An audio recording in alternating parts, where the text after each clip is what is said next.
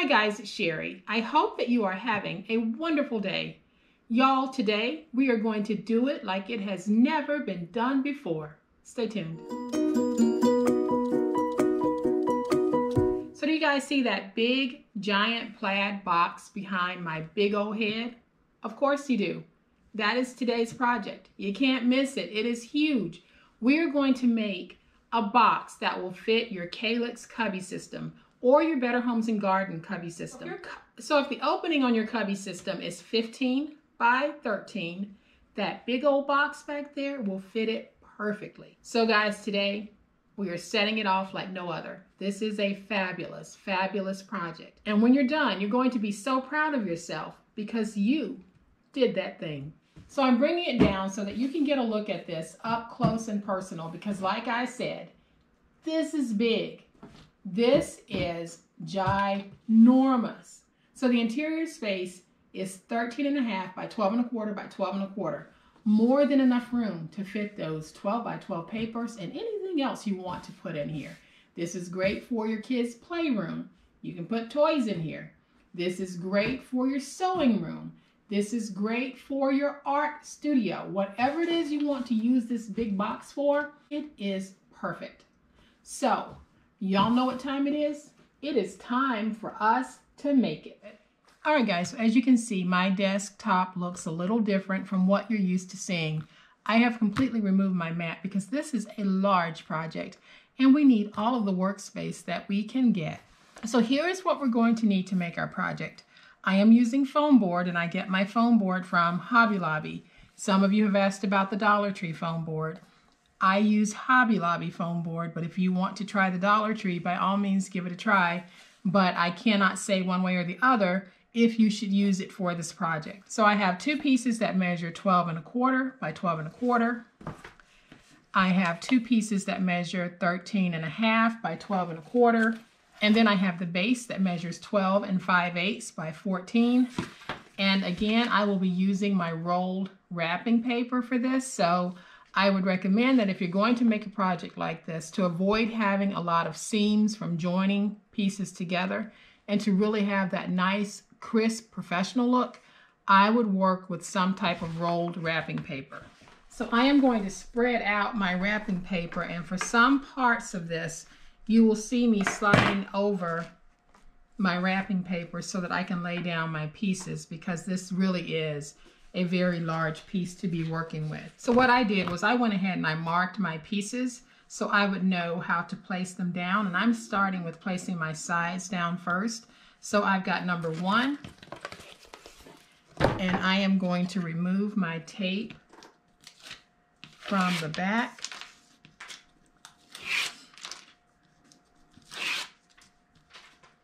And I don't know if you guys can hear my stomach rumbling, but it is. So I'm going to take my 13.5 by 12.25 inch side, and I am going to line it up with my grid marks. So that is how I will keep my plaid as straight as possible. Now this is a big piece that we're working with, and I truly don't expect that it's going to be perfect. I will probably have some wrinkles here and there, but that's okay. So now I'm going to lay down my piece that I have labeled number 2. So I will lift my tape.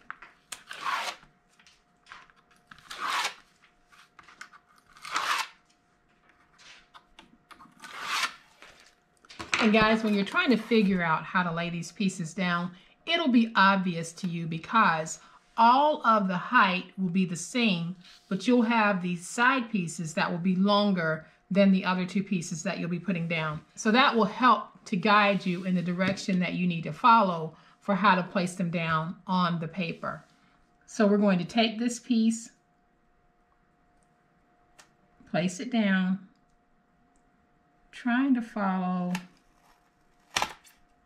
that grid.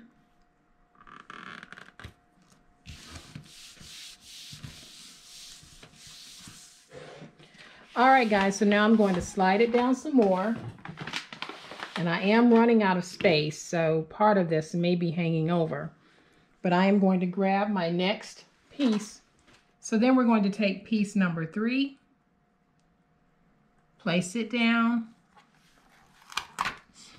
and then we just have one more piece to place. And then we're going to take our final piece, which is piece number 4, and we're going to place it next to piece number 3, just as I have done there. So now I'm going to take my scissors and just trim away my excess paper.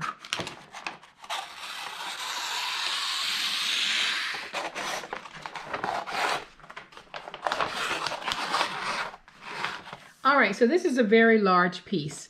So what I'm going to do is I am just going to go ahead and notch out my V's in between where I have joined the 2 pieces of foam board together. All right, so I have folded my paper over a little bit so you guys can see what I'm doing. So I am just going to miter the ends here, and then I'll come to the other end, and I am going to miter that end as well. And like I said in a previous video, when I'm working on a large piece like this, I am generally on the floor for this because it does take up a lot of space. But I'm trying to do this on camera so that y'all can see what I'm doing. So we're gonna make it work. So now what I'm gonna do is I'm gonna miter this end here as well. And I'm gonna snip in right there. And then I'll miter right here. So you can see that I have a V right there as well. And then what I do on that side, I need to do on this side. So now we have that piece just like this. So what we need to do, guys, is we need to take one of those end pieces, it doesn't matter which one you choose, and we are going to place some glue on that end piece. And hopefully y'all can see that. I'm placing glue right here on this end piece because I'm going to fold it over. And you grab it and pull it.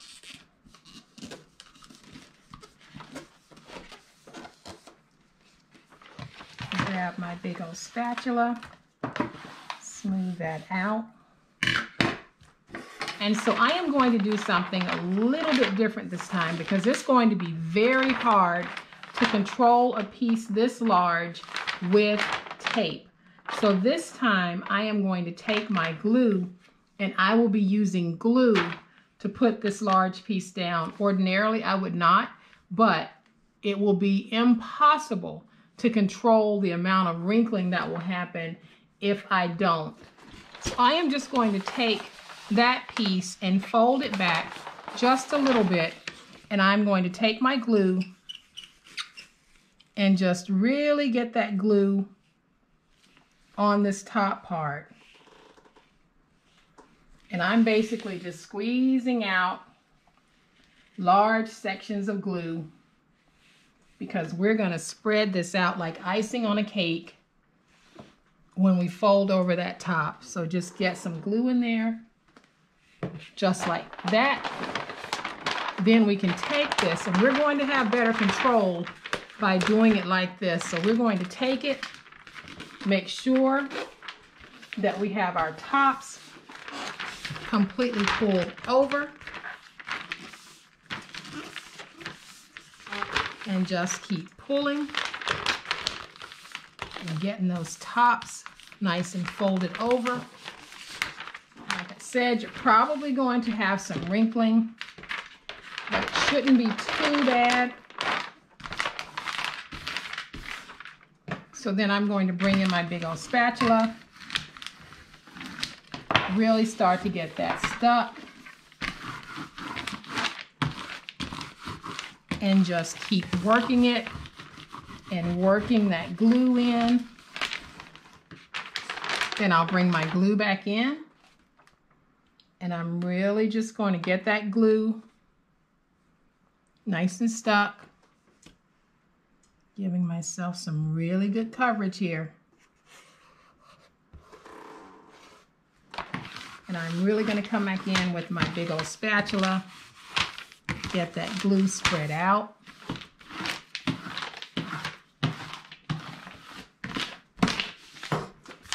And y'all, just like with the smaller box, we need to fold back the bottom flaps so that we can get rid of the excess paper that's going across the bottom. So I have brought my mat back in because I really need to use my finger blade for this. And I'm going in and I'm simply going to remove all of the excess paper here at the bottom. And I'll go all the way across when I'm doing this. So I'll just start pulling it away as I trim through it, because we are working with one large piece.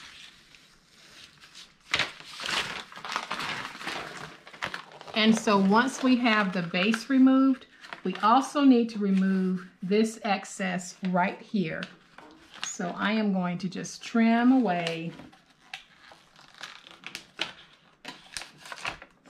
this excess piece and try not to trim through my glue flap because I need that.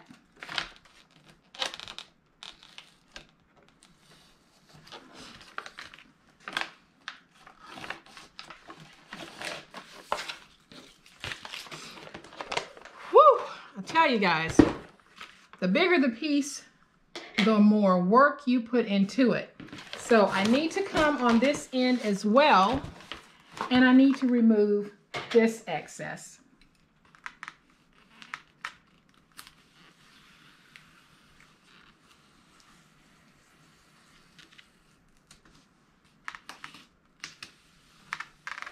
All right, so now we can stand it up just like this, and we're going to go ahead and glue it together just like we did the smaller one. But this is a big one, y'all. So I'm going to take this piece and just crease it a little bit. And I'll take my glue. So hopefully y'all can see what I'm doing. And I'm going to take my glue, put my glue on the glue flap. And then we'll take it and bring it over to join this piece. So I'm going to stand it back up because I need to make sure that I have it nice and even at the top, and then I can finish joining it. And so we have our cube. Now we need to place it on the base. So I'm going to set that off to the side. Okay guys, so now we're going to place down our base, and our base measures 12 5/8 by 14. And again, I'm going to place this down using the lines as my grid. And I will tell you what, I actually had to turn off my heat because I feel like I have been through a battle. This thing is a beast. I'm going to trim away some of my excess, but I'm not going to trim away a whole lot because I want to put a 12 by 12 piece of cardstock on the bottom. So I'm going to make my bases just a little bit wide so I don't have to worry about trying to trim out this paper to fit. So I am just going to come over and angle.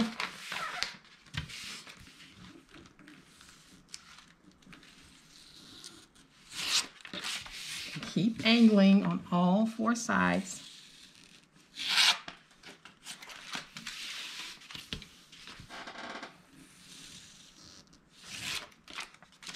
Then I'm going to bring in my glue bottle. This is actually my replacement glue bottle. And guys, I am simply using a condiment bottle that I get from the Dollar Tree. You get 2 in a pack for $1. And it really is a nice way for me to store my glue so that when I need to refill the small bottles, instead of grabbing my big gallon jug, I just grab one of these and refill it, and then refill my littles whenever I need to. But this time I'm using it because I really want to cover a large area fast.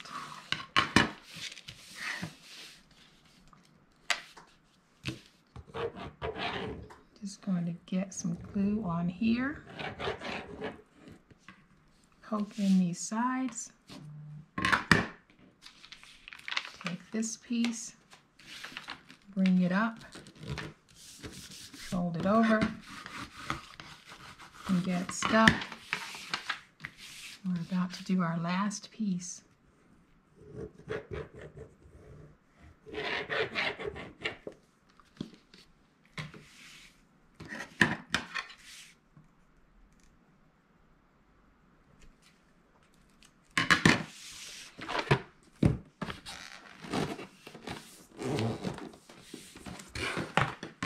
Now, if I have measured correctly, this should fit. If not, you'll hear me screaming. So I'm going to just bring this in before I even put the bottom on and do my fit. And yes, we have got a really good fit. So I'm going to go ahead and just stick the bottom on, and we'll finish out the rest in just a minute.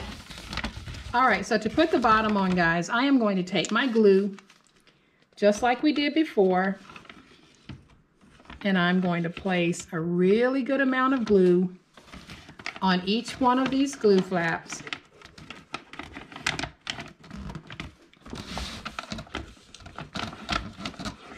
It's going to get a little bit messy as we do this, but that's okay, because you want to make sure that nothing about your project comes undone.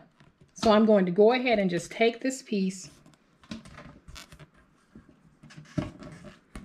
and place it down before I flip it over. Then I'm going to go ahead and just flip it over, and I'll start positioning it how I want it.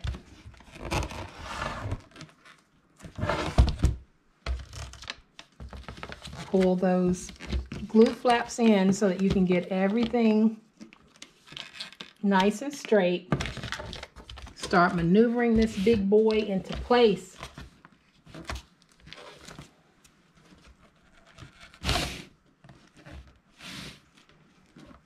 And so then once I have it where I think I want it, I am just going to pull in my flaps to make sure that all of my glue flaps are on the inside, nice and tight. Then I'll bring in my big old spatula. And we have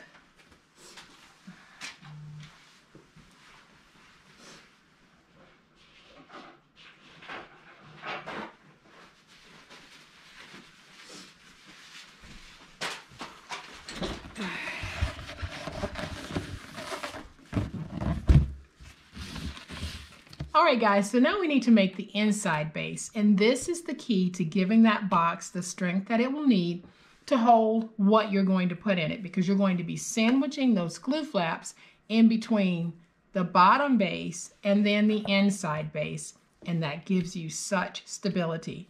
So I have a piece that measures 12 1/4 by 13 1/2. I am going to bring in a piece of scrap wrapping paper, and I am just going to remove my tape. Now I'm cutting this larger than I need it to be, and we will trim it down in just a minute. But we want to start out with a large piece and trim when needed. So I'm going to take this piece, place it down, flip it over, and just smooth out all of my wrinkles.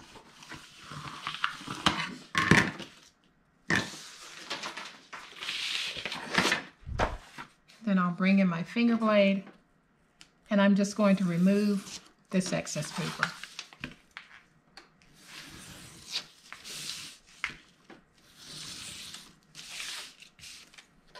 Then I'm going to grab my box, So then I'll take my piece and I'm just testing it to see if it'll go in this way and if it'll go in this way. And if it doesn't, then I need to start removing some. So I am going to take off about 1/8 of an inch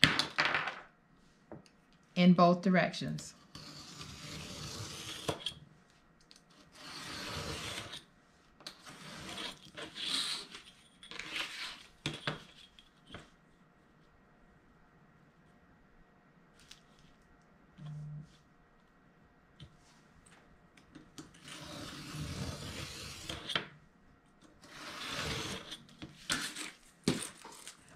So then I want to bring my box back in, and I am going to do just another test fit. So I want to make sure it's going to go in that way, and I also want to make sure that it's going to go in this way, and it is. So now what I'm going to do is I am just going to place some glue on this. I'm not going to tape it down. I'm going to glue it down because I like the strength you get from the glue when it hardens. And as you guys know, I use Reptile. So now I can take this, I'm going to go in right here in the back corner, and then I'll just start pressing it down. And so now we have a very sturdy base to our very large box. And then guys, I want to make a handle for this. So I have a piece that measures 3 by 11, and I am just going to fold it into thirds so that we can make ourselves a little handle. You can actually buy a handle if you want and place it on, but we are trying to keep those costs down. So I am using some heavy cardstock to make my handle, and that's going to give me very good staying power with this handle. So I am going to use my glue, place my glue right there in the middle, fold it over. I'm going to get that stuck.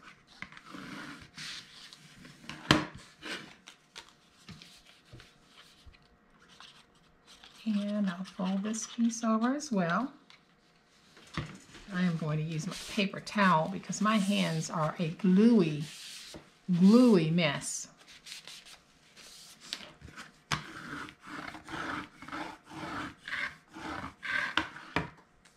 And then I'm just going to bring my box in and decide how I want my handle to be.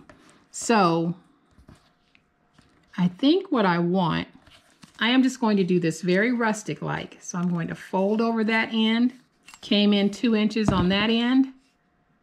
So I will come in 2 inches on this end. And then when I place it down, my handle's going to sit out just like that. And so now I'm going to take my glue, go ahead and place my glue on here.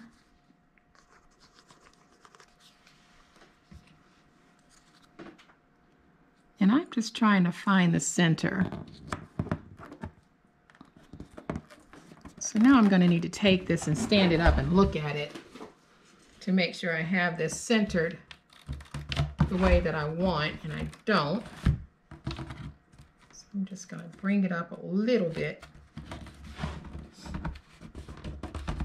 And so now we have a handle, but I don't want to stop there. I want to make sure that my box has a little bit of a decorative flair. So I am going to punch 2 holes on both sides.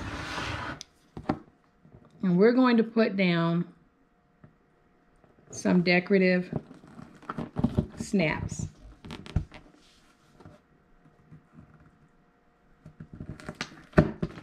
I am going to bring in my snaps,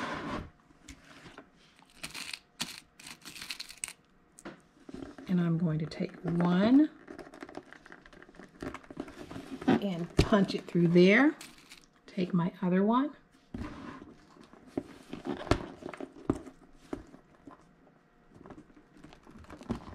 punch it through there. Then I can come over to this side. We're going to do the same thing.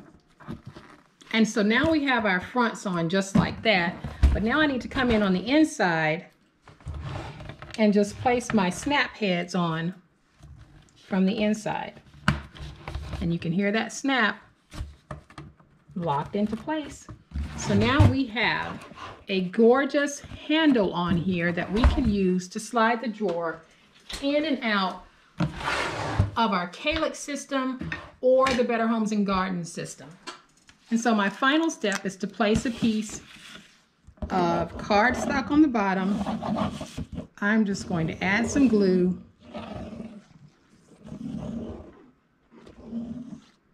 And we'll get it stuck down.